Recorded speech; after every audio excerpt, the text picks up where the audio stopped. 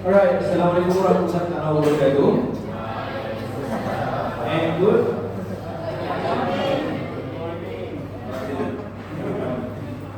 Alright. Al-Fatihah.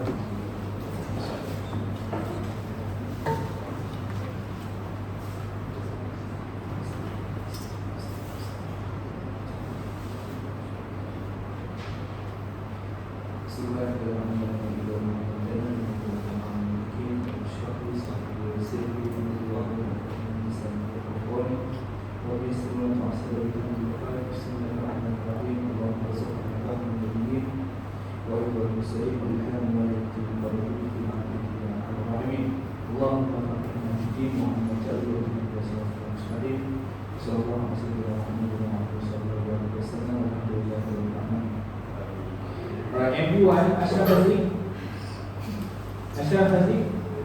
Danish Faik, Aiman, Muazzam, Nazrin, Syahmi, Syafiq Daniel, Akasha, Murni, Syahira, Aisyah, Dayana, Syamimi, Syaza, Adia Natasha, Iman, Safa, Syahnur. MB2, Danish Irfan, Bersama Hakim,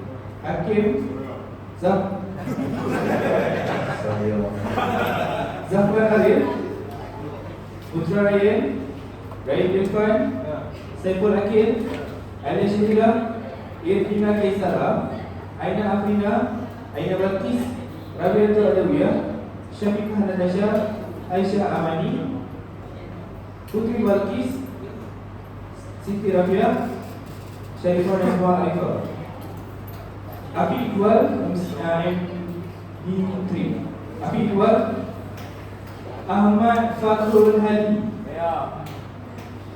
Ilyas Arif Naufal,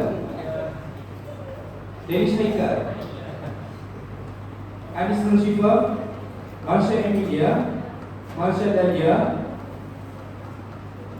Nur Adila, Ainul Najihah, Aisyah Umairah, Syazwani, Umairah Sofia, Nur Amifah, Syazali.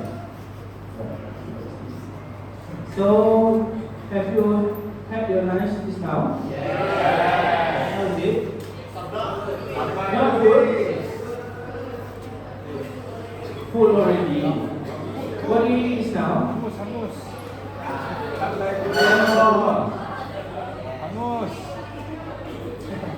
Chicken tandoori? No.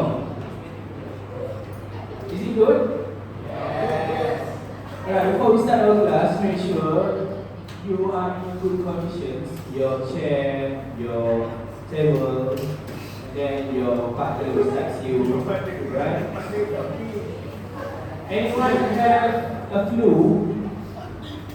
Except Iman. Okay. So everyone, let's start our journey today on populations of genetics.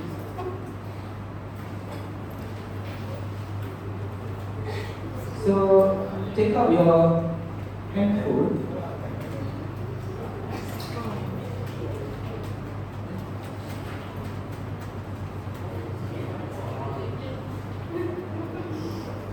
Alright, so scan the QR code, or you might key in the code 21490202.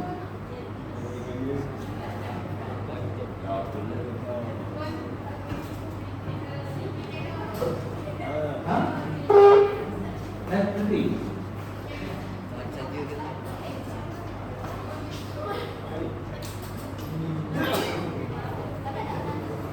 Yes.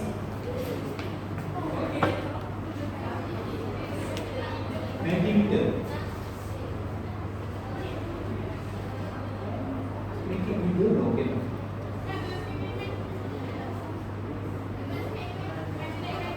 Alright, the question is, if 30% of a population cannot roll their tongue, can we predict how many are carrier?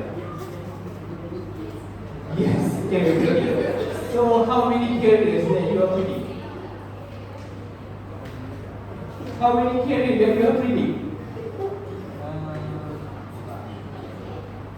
Okay, before that, let's roll our tongue first.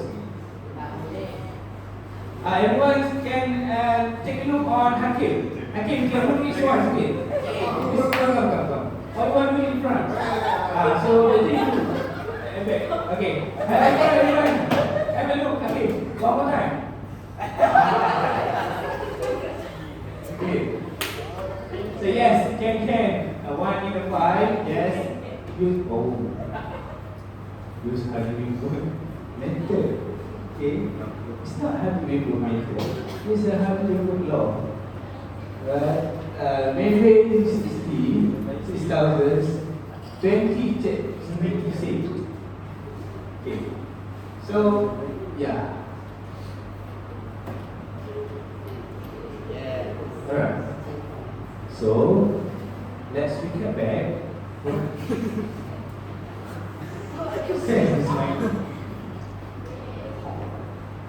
Right. So let's recap back. Okay. It's on. Can we stop? Yes. Anyone wants to share your opinion? Stop. Okay.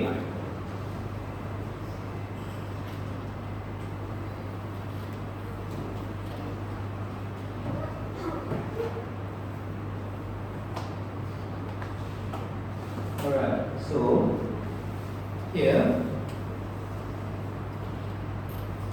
previously we have learned about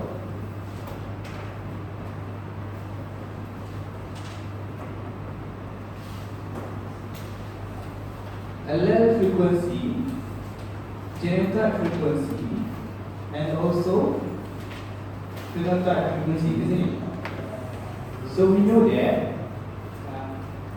each of us have at least 2, right?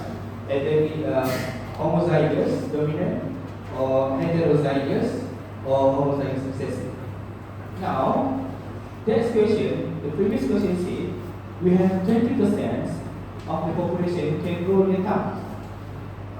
So we know the phenotype, isn't it? Let's say can roll tongue, we say that recessive, okay? Small c and small c. What will happen? What genotype for persons that cannot roll their tongue? Either dominant capital C or capital C, small c, heterozygous. So we don't know. Now how we want to calculate? So all these things we will learn on Hardy-Weber law.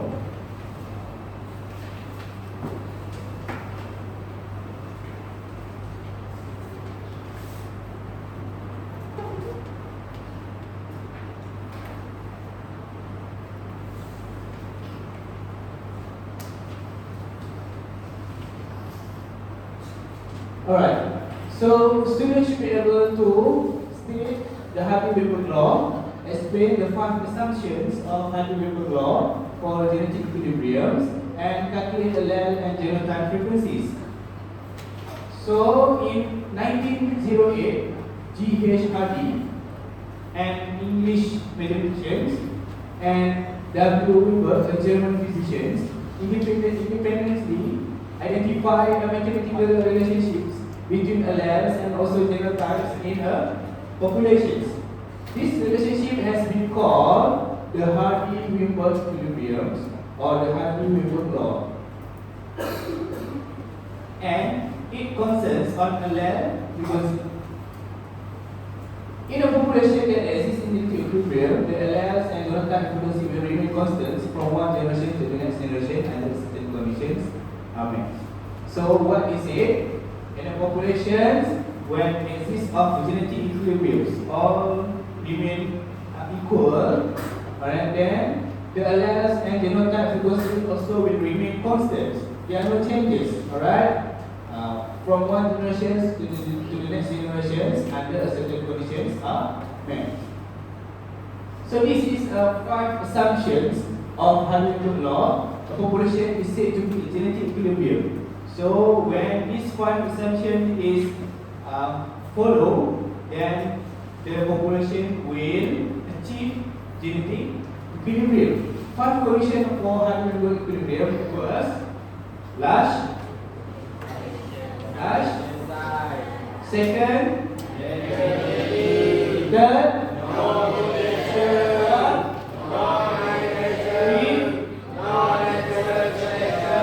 so what do you know about large population size?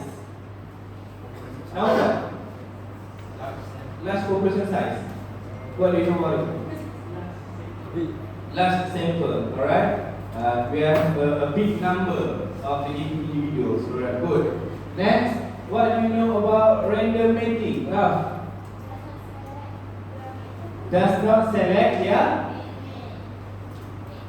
Mate, alright, does not select, yeah? Mate, random mating. Okay, next, number 3, no mutations. Adila, what do you know about no mutations?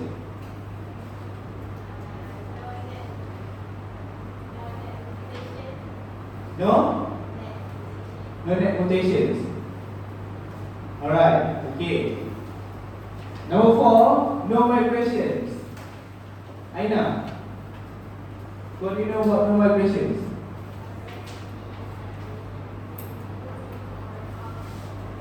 Alright, there are no migration, what we call, not exchange, there are no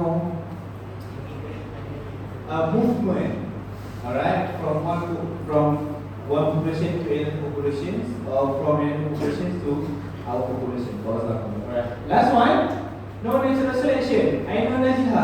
What do you know about no natural selection?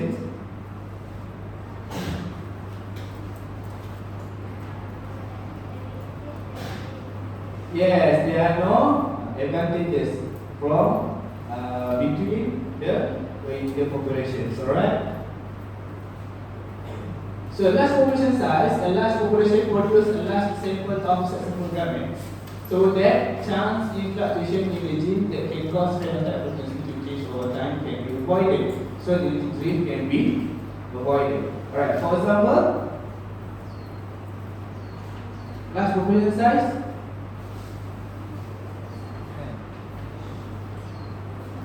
Any example?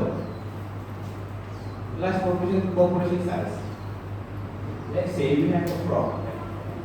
A frog, okay? Frog will lay eggs. There are a huge number of the eggs. Then the eggs will turn to tadpoles, isn't it? So we have a huge number of tadpoles in the pond, for example, in the pond. So what happens if, let's say, the frog lay only 1 or 2 eggs?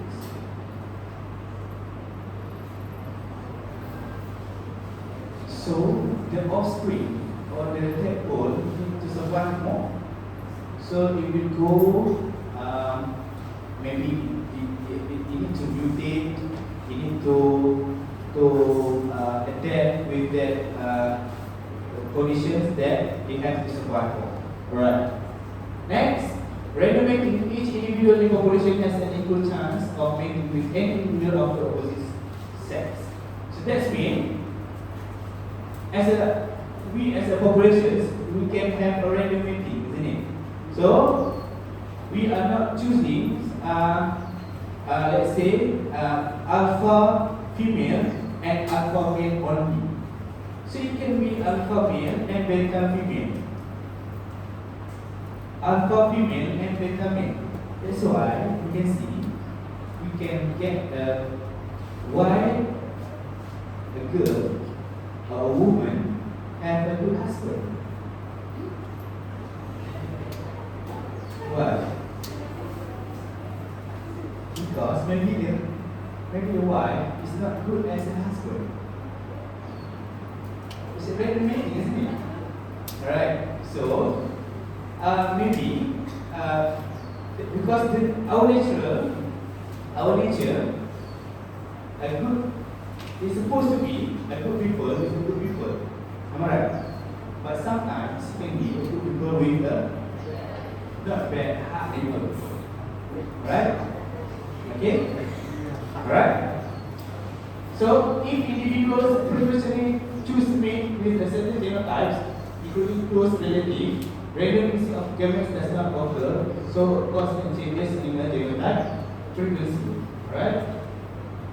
So random mating made at random and does not select.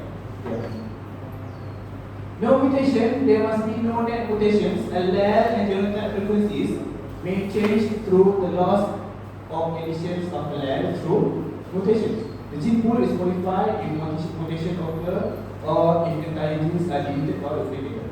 So, in chapter 8, we learned about mutations. If we talk about mutations, what do you expect? DNA, cancer. Okay. So I respect your expectations. But my expectations on your answer is X-Men, Teenage Mutant Ninja Turtle, Spider-Man. What else?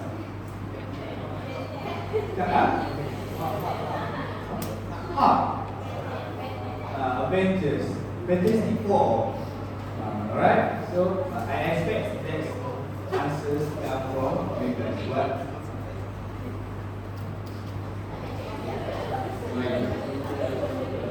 Next, no migrations. Alright, there can be no migration between individuals into or out of the population. So, no exchange of alleles with other populations that might have a different allele frequency. No movements between in or out from the population. So, we keep in our populations. Last, no natural selection. No individual will have reproductive advantage over other individuals. All individuals have the same potential to reproduce sexually. If natural selection occurs, certain phenotypes are favored over the others. Certain genotypes has greater fitness, more advantage to survive. So this will cause changes in the allele frequency. So these are two equations that the most important in this chapter. P plus 2 equals to 1 for allele frequency. P squared plus 2p2 plus 2 squared equals to 1 for genotype frequency. Right? So bear in mind. P frequency for dominant allele, Q frequency of recessive allele. So this is the summary of the equations. Now, tips. Determine the type of informations. They may be in the form of number of individuals, percentage, ratio, probability, fractional, and total number of allele. Identify the any information of recessive traits. First thing first, we need to find the recessive trait. Why? Later we have to do. Right? Never start the calculation with information of dominant trait. Never start. If allele frequency is required, answer should be added in the form of small p or q, dominant or recessive allele. Why we cannot start with dominant trait? You know.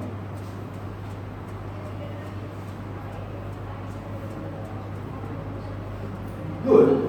So we don't know, and the phenotype, the dominant phenotype or the dominant trait carry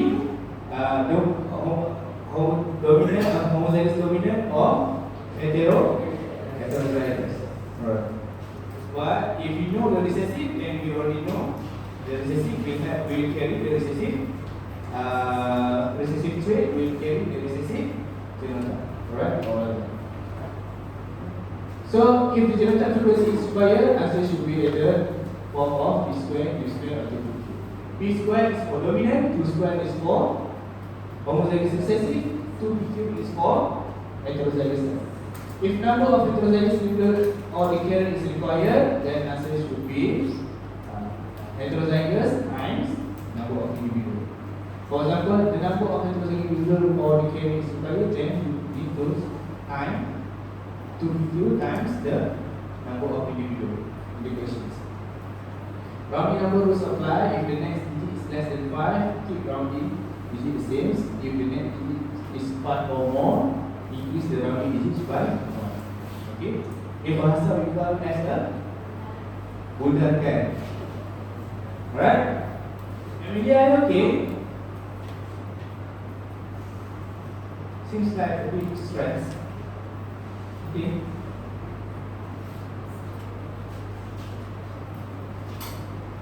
Now, okay, if a number of individuals with dominant traits required, the answer should be square plus 2q times number of individuals. If the numbers for area plus required, the answer should be q. Okay, let's have a look at questions. In a population of 300 plants, the total number of recessive allele is 60. So we know the recessive allele is 60. Recessive allele equals to P. P. Okay? P. So frequency of recessive allele, sorry, Q. P is for dominant allele. Q equals to total number of recessive allele divided by total number of allele. So 60 divided by 300. Why? Why divided by 600? Because plants we use the times 2. Alright, 300 times 2. Because we want the allele. I think the number of allele for this population. So the answer is 0.1. So frequency of dominant allele P plus Q equals to 1, then P equals to 1 minus Q. The answer is 0.1. Next, a one flower population with two varieties contrasting in flower color and allele for pink flower, capital A, are completely dominant to an allele for flowers A. Frequency of recessive allele. Take a look, highlight on the recessive allele first. Alright. Recessive allele is 20%. Find the frequency of dominant allele. So recessive allele we got 20%. 20 over 100. 0.2. So the frequency of dominant allele equals to P plus Q equals to 1 equals to P equals to Q, then 1 minus Q. So the answer is 0.8. In a gene pool, there is 60% allele H, which is capital H, because there is a dominant, isn't it?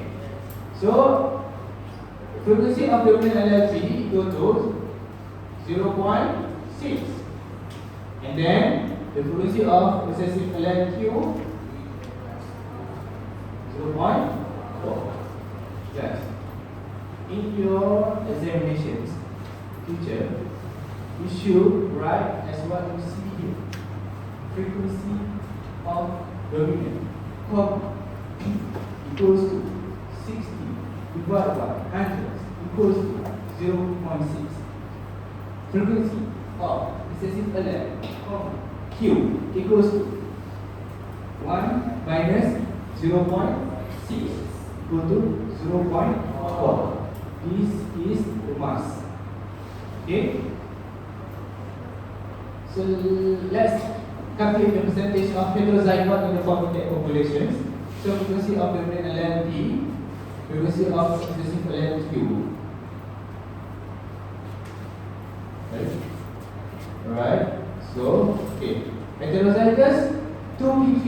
So 2 times 0.6 times 0.4 equal to 0.48. The percentage of heterozygous phenotype 0.48 times 100 equal to 48%. In the populations, 84% have ability to roll their tongue. Ability to roll their tongues here determined as a dominant allele, which is capital L. The inability to roll the tongue is due to recessive allele small l. Find the allele frequency for capital L and small l. Alright? So let's have a look. The percentage of that cannot roll their tongue go to 60%. If they are 10%, 60 people cannot roll their tongue. Frequency of homozygous recessive genotype Q squared. So frequency of this allele we have 60, 0.16, isn't it? Right? Okay, 0.16. So square root, and then you got the answer 0.4. Then the probability of opposite 0 type is square, go to 0.36. Then probability of opposite type is square. This square the number 0.6. Then you got the number 0.36 to answer. Alright, next we have more example here. You can have a look by yourself. But for the meantime, I want to split you into a group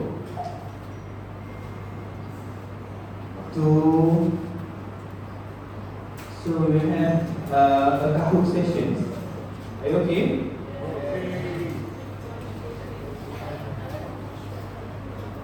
Alright, so let's Kahoot together.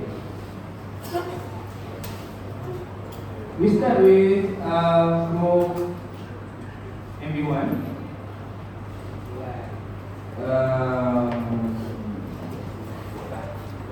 Okay. So we have 18 people in MB1. So let's divide by 3. 3.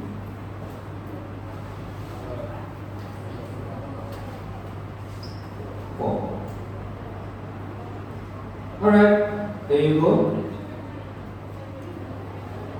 So group 1 here, wait, alright? Remember, MB1. 1, 2, 3, 4, 5. Okay. Remember your group, MB1? I want to close it.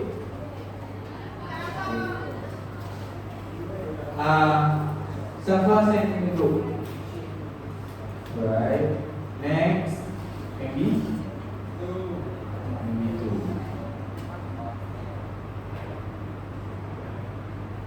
In a group of 4. Alright. Raf, you join the another MB1 group. Raf, join MB1 group. Alright, the last group of MB1. Okay, Safa, you send in last. Okay, done? Alright, next MB3.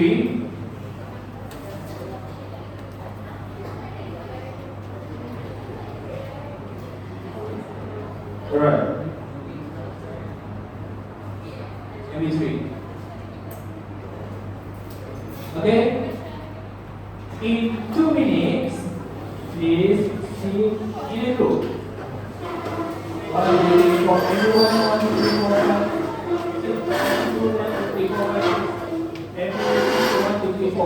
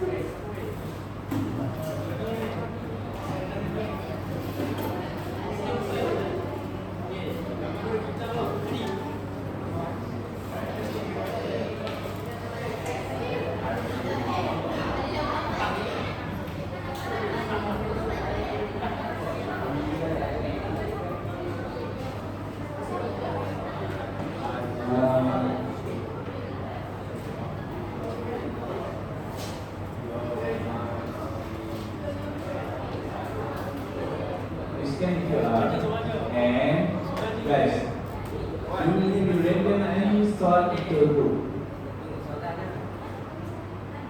I try to do based on group that we just invite just now, but unfortunately it will be randomly invite you to group. But it's okay, just think. Just one group, only one group, only one device.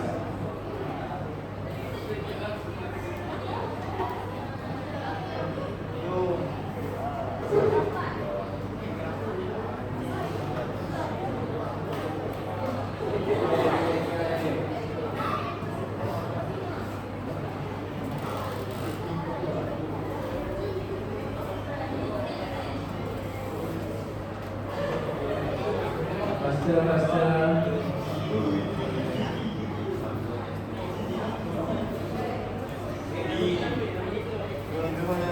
Everyone. Group 1, everyone, where are you? Group 2, everyone.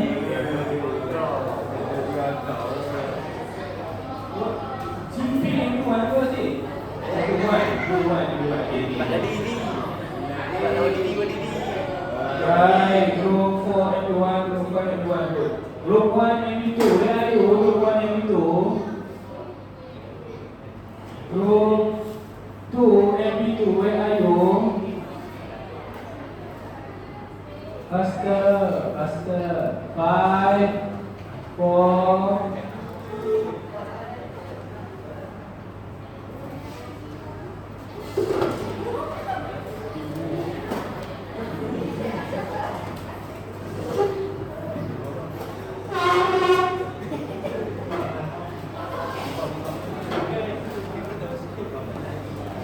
Alright, group MB3, group 1 MB3,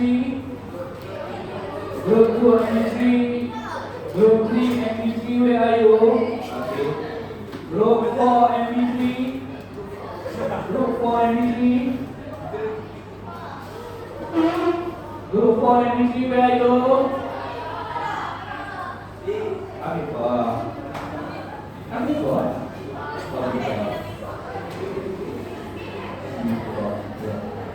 Okay, group 1, MB1, have you log in? Group 1, MB1.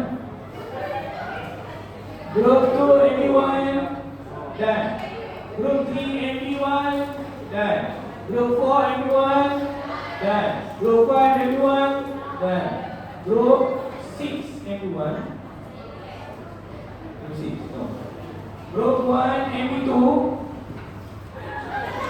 Group 1, MB2, done. Done. Group 2, MB2. Group 3, MB2. Group 4, MB2. Group back. Group 1, MB3. Group 2, MB3. Group 3, MB3. Group 4, MB3. All already done.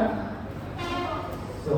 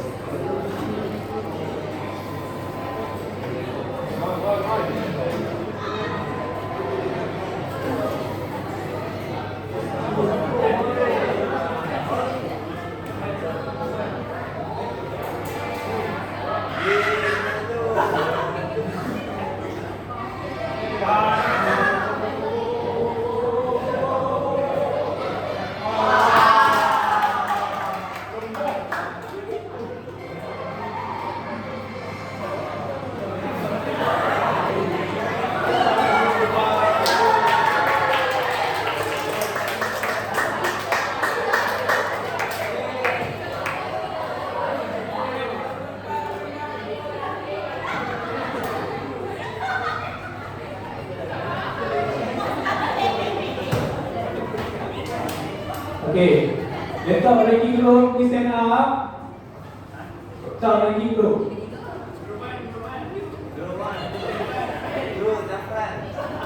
Which group? Boleh. Group for MP2. Where are you? Oh, stand up. Alright, and so you guys know that 4 of them didn't offer their notes at all. I don't know how to answer the question. Are you randomly shoot? Randomly shoot.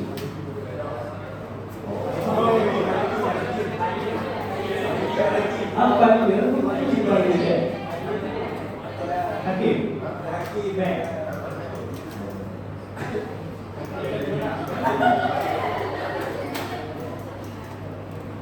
Hadi, you have 3 validators in your group, eh?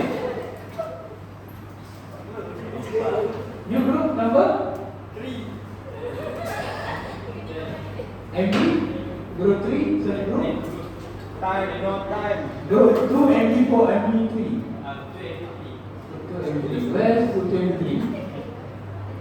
Oh, 10. No time, no time. Alright, so congratulations to all of you. Right? Right.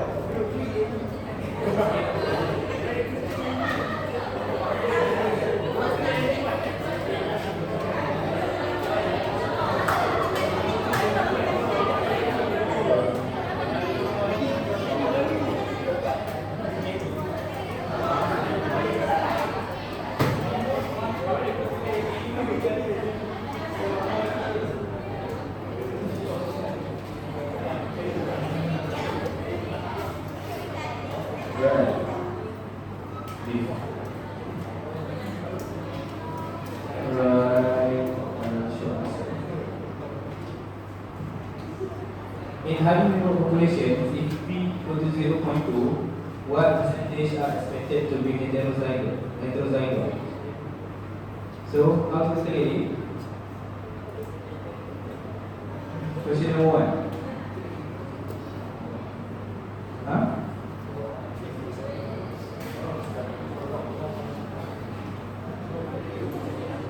Find Q. Alright, find Q.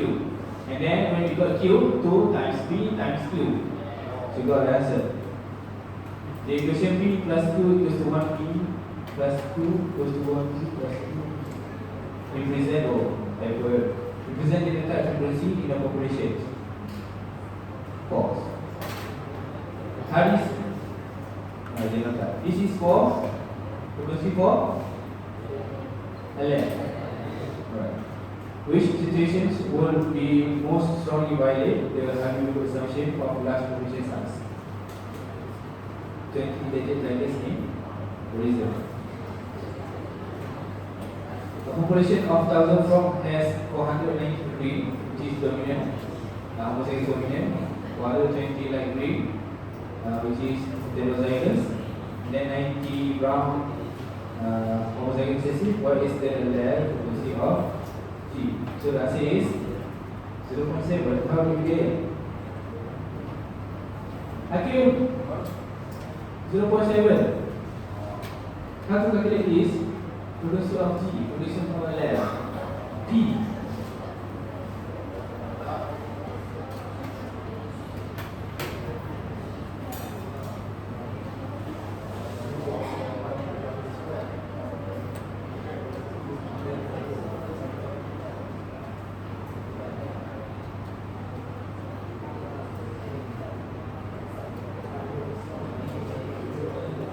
So 490 greens times 2, 420 times 2, light greens 90 brown also times 2, 1000 also times 2, so divide.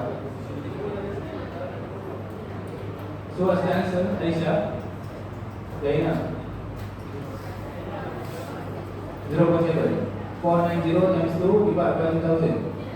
0.7 ni. If LLA has a frequency of 0.7, then LLA That's if small a which is recessive mass time population 0.3. Thalassemia is recessive. If 1 in 400 people have thalassemia major, what is the approximate frequency of carrier? 1/400.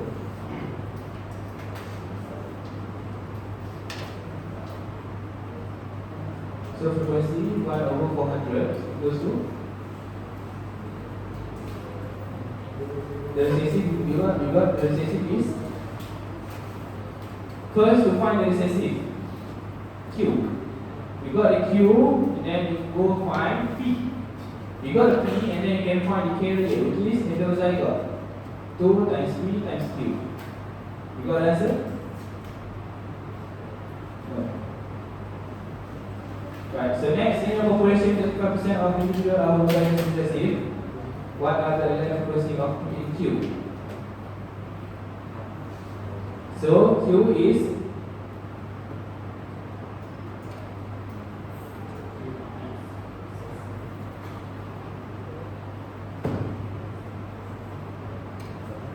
no idea.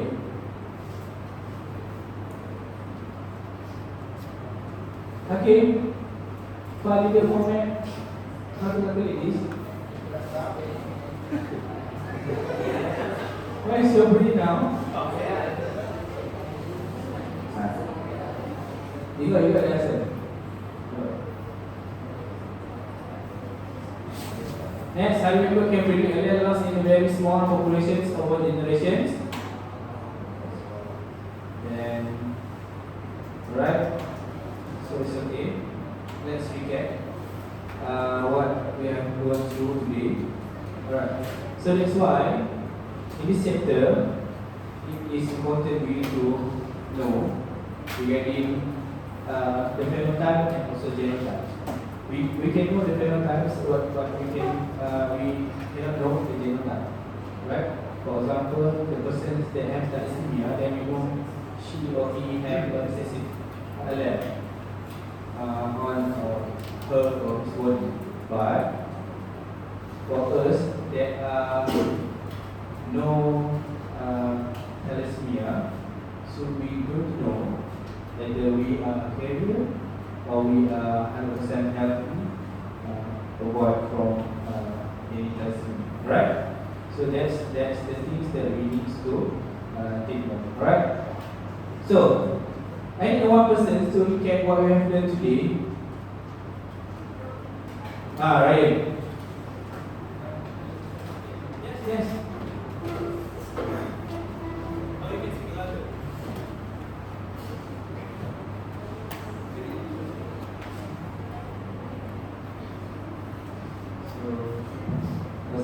So my conclusion to this day, this class is very fun and we can deepen our knowledge about biology. So yeah, thank you sir.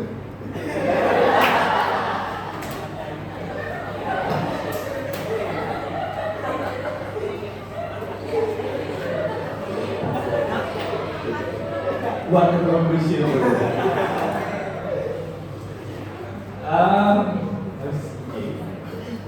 That's why sometimes I keep call boys. Right? Sorry, I need two conclusions. There's the good conclusions, but I need two conclusions. Anyone volunteer? Umay, come Umay.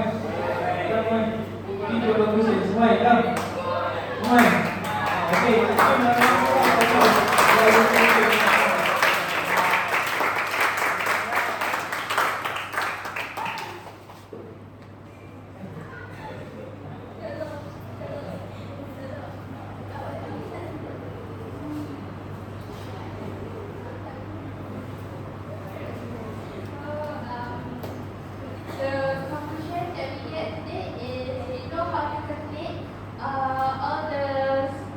All the things that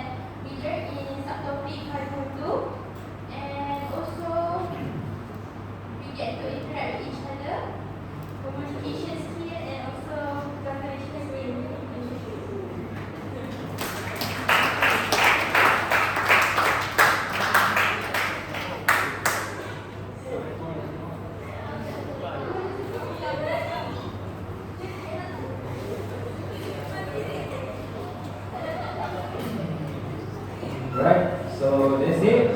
Any questions before we end our class? No questions, Evan? Ralph, okay? No fun? Abed? Okay. So that's it. Thank you guys. We postpone our class with the 7 o'clock. So.